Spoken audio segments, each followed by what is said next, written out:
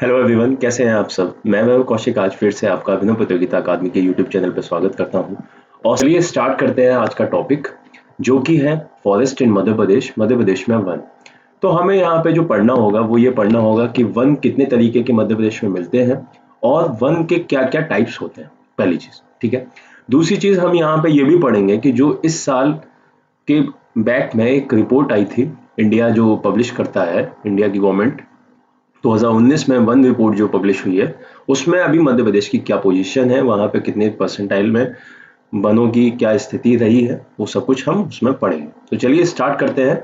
सबसे पहले हम ये देख लें कि मध्य प्रदेश की क्या लोकेशन है वहां पे। अगर क्योंकि किसी भी जगह को जानने के लिए, उसकी जलवायु जानने के लिए, उसके वनों के प्रकार जानने के लिए हमें पता होना चाहिए कि वो क्षेत्र किस क्षेत्र में लाई करता है। तो सबसे पहले हमें पता होना चाहिए कि मध्य प्रदेश कहाँ लाई करता है। तो मध्य प्रदेश ये है जो कि भारत के इंडिया में कहाँ लाई करेगा, इंडिया में मध्य में लाई करता है। ठीक है। अगर देखा जाए तो ये हमारा भारत है और मध्य प्रदेश यहाँ पे लाई करता है। ठीक है, एकदम सेंट्रल में। ठीक, तो इस वजह से यहाँ पर किस तरीके के फॉरेस्ट मिलेंगे, यहाँ पे मिलेंगे ट्रॉपिकल। ठीक है, ट्रॉपिकल फॉरेस्ट मिलते हैं यहाँ पे। हाँ, हिंदी में उष्ण कटिबंधीय वन। ठीक है, उष्ण कटिबंधीय वन। इनके अंदर भी मध्य प्रदेश में 3 तरीके के वन मिलते हैं। ठीक है, तो इसको हम नेक्स्ट स्लाइड में देख लें, क्योंकि ये थ्योरेटिकल पोर्शन है, इसको थोड़ा याद होना जरूरी है हमें, है ना। सबसे पहले ट्रॉपिकल वन मिलते हैं पूरे एमपी में।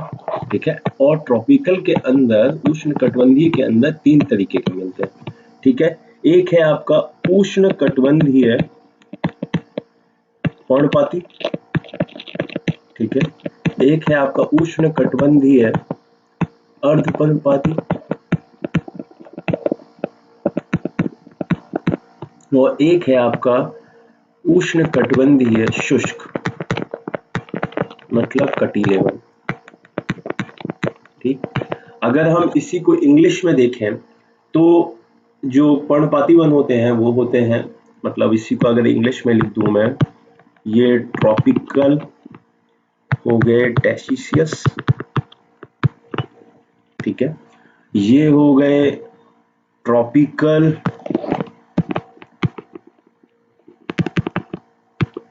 बैड डेसिशियस। ठीक है, और ये हो गया आपकी बैट, मतलब, और कटीलों को क्या बोलते हैं, थ्रॉन। ठीक है, THRON,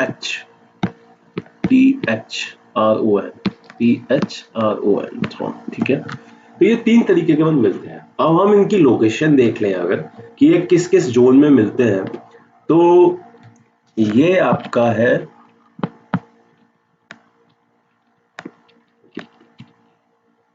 देखा जाए तो ये एक तरीके से एमपी है ना। एक सेकेंड, मैप में ही देख लेते हैं, है ना। ये आपका एमपी है ना। यहां से ये रब किया। अब इसमें हम देखेंगे तीनों उसके जोन। ठीक है,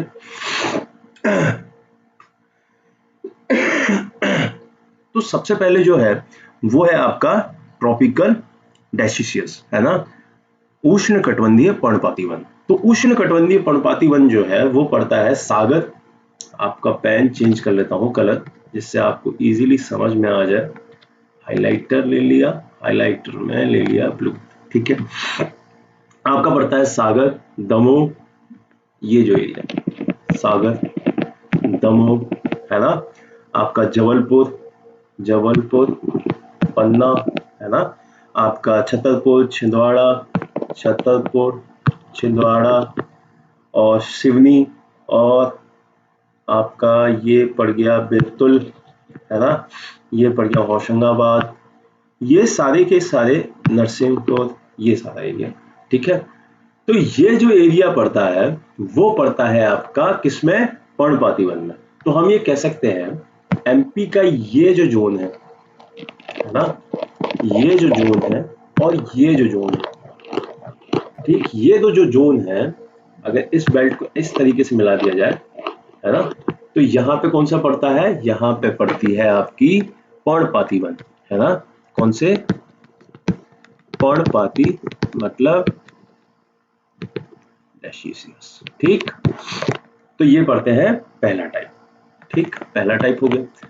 अब इसके बाद हम अगर देखें तो जो दूसरा टाइप है वो कौन सा है, वो आता है आपका अर्धपर्णपाती।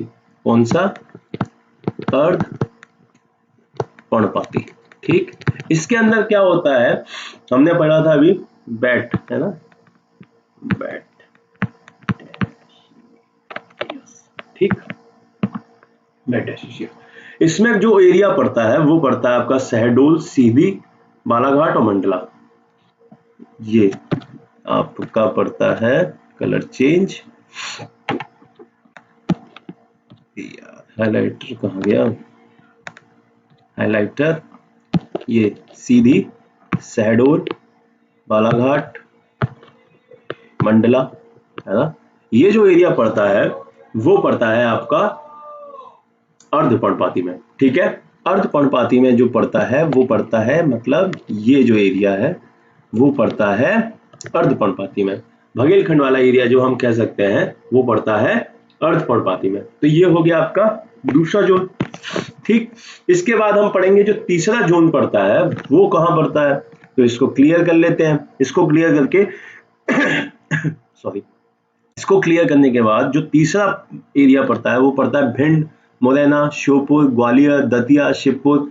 ये जो एरिया पड़ता है ना, ये जो एरिया पड़ेगा, ये जो एरिया थोड़ा सा पड़ेगा, ये जो क्षेत्र है, ये जो क्षेत्र है, और थोड़ा सा टीकमगढ़ मान लीजिए, ये जो क्षेत्र है, यहां पे पड़ेगा आपका थर्ड पॉइंट, जिसको बोलते हैं आप शुष्क वन, मतलब कटीले वन, मतलब थोन वन, मतलब बेट वन, फॉरेस्ट। ये सारे के सारे यहाँ पे पड़ेंगे, जिसको हम लिख सकते हैं शुष्क वन, ठीक।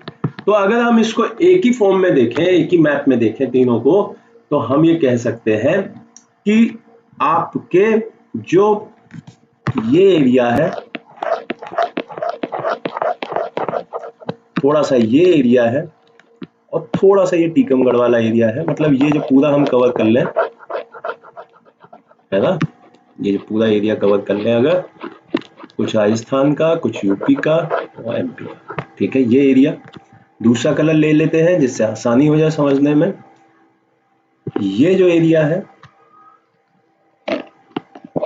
ना, ये जो एरिया है,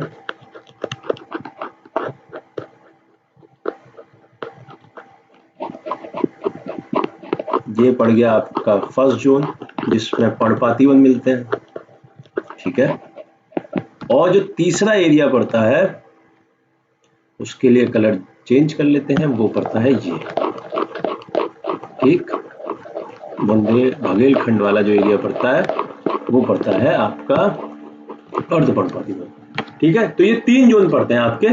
इसमें आप ये बता सकते हैं कि जो ये जोन है वो है आपका शुष्क, ये जो जोन है वो आपका पर्णपाती, एक सेकेंड, ये जो एरिया है वो है आपका पर्णपाती, ये जो वन है वो है आपका अर्धपर्णपाती, ठीक। अब इसकी कुछ विशेषता होगी, कुछ इसकी कैरेक्टरिस्टिक्स होंगी। जो आपके पर्णपाती वन होते हैं ना, जो आपके डेसीसियस फॉरेस्ट होते हैं, उसकी कुछ विशेषता ये है कि ये एमपी में एक तो सबसे ज्यादा मिलेगा, ठीक है, एमपी में सबसे ज्यादा, फर्स्ट नंबर। दूसरा ये कि यहाँ पे जो बारिश होगी वो 50 to 100 सेंटीमीटर होती है, ठीक है, 50 to 100 सेंटीमीटर होती है। पानी की कमी होने की वजह से ना ये अपने पत्ते गिरा देते हैं, इसी की वजह से ये पर्णपाती हो जाते हैं, है ना, पत्ते गिराने की वजह से पर्णपाती हो जाते हैं। यहाँ पे जो पेड़ मिलते हैं ना, मेन बात ये आई, यहाँ सागौन मिलेगा, शीशम मिलेगा, नीम मिलेगा, ठीक है, और पीपल मिलेगा। इस एरिया में ये चार पेड़ बहुत ज्यादा मिलेंगे, ठीक है। अब आते हैं अर्धपर्णपाती पे। तो अर्धपर्णपाती की अगर हम जानकारी लें तो ये जो एरिया है यहाँ पे बारिश होती है 100 से 150, 100 से 150 सेंटीमीटर तक। ठीक, तो ये आधे पत्ते गिराते हैं, आधे पत्ते नहीं गिराते क्योंकि बारिश ज्यादा हो रही है यहाँ पे। ठीक है, यहाँ पे जो पेड़ मिलेंगे वो मिलेंगे आपके बांस, आपका साल, ठीक है, ये पेड़ यहाँ पे ज्यादा मिलेंगे, और आपका यहाँ सागौन भी मिल जाएगा। क्यों? क्योंकि कुछ कैरेक्टरिस्टिक तो यहाँ की भी सेम होंगी ना, क्योंकि पर्णपाती वन है और उष्णकटिबंधीय वन है, दोनों सेम आ रही हैं। लेकिन बस ये क्या है, यहाँ पे वर्षा ज्यादा होने की वजह से यहाँ पे कुछ पेड़ एक्स्ट्रा मिलेंगे।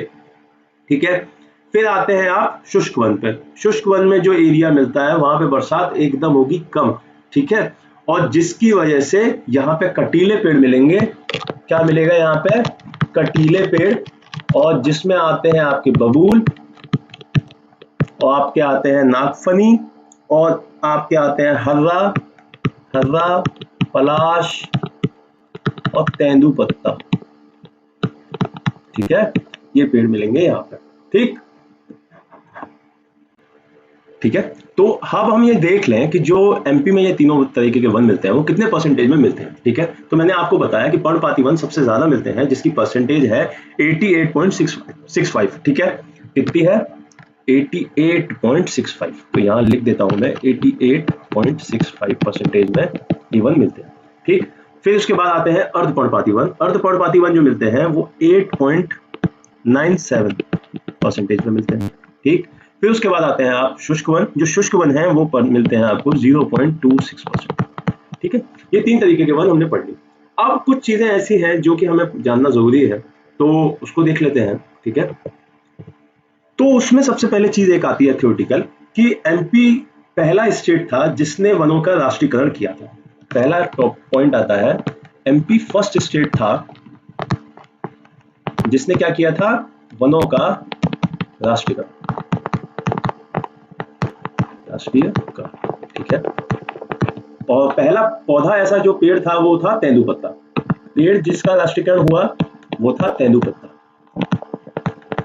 ठीक, फिर दूसरी चीज, राष्ट्रीयकरण कब किया गया था? ये किया गया था 1970 में वनों का राष्ट्रीयकरण किया गया था, और एमपी पहला स्टेट था जिसने वनों का राष्ट्रीयकरण किया था।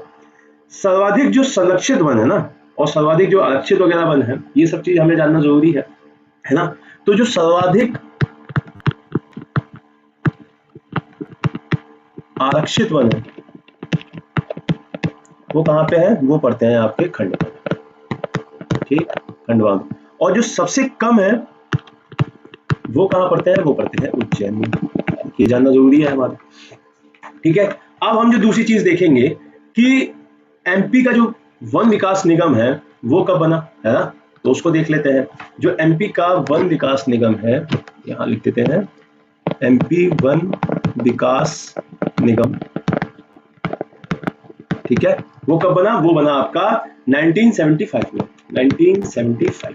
ठीक, फिर आता है एमपी वन्य जीव संरक्षण अधिनियम कब आया? 1974। एमपी वन्य जीव संरक्षण अधिनियम वो आया 1974 में। ठीक, फिर आया जो फर्स्ट नीति थी एमपी की वन की, एमपी फर्स्ट वन नीति, वो कब आई? वो आई थी आपकी 1952 में, और जो सेकंड आई है वो आई है आपकी 2005 में। ठीक, ये चार चीजें हो गई।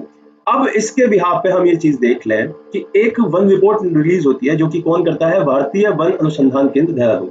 ठीक है, वन नीति, वन पॉलिसी रिलीज करता है, जिसके बिहाफ पे एक रिपोर्ट दी जाती है कि ये बताया जाता है उसमें कि कहाँ पे कितने पेड़ पौधे हैं, कितनी फ्लोरा एंड फ्यूना है, ये सब चीजें उसमें बताई जाती हैं। तो मिलते हैं आपकी नेक्स्ट क्लास में, जिसमें हम ये देखेंगे कि क्या क्या चीजें हमें और पढ़नी है, जिसमें आपकी नदियां हैं, पर्वत हैं, ये सारी की चीजें हम कंप्लीट कर लेंगे। तो एक बार ये मैप देख लीजिए जिसमें प्रोटेक्टेड एरिया दिखाया गया है एमपी का। ये कोनोपुर है, ये आपका नती गांव है, ये आपका माधव है, ये करेरा है, ये ओरछा है, ये केन है, ये पन्ना है, ये सोनपुर एरिया है ना। ये सारे के सारे एरिया आपके प्रोटेक्टेड एरिया हैं, जहां पे आप बहुत सारे रूल्स एंड रेगुलेशन को फॉलो करना पड़ेगा, उसी के बाद आप इस एरिया में जा सकते हैं। ठीक है, ठीक है, तो चलिए फिर मिलते हैं नेक्स्ट क्लास में। Thank you so much.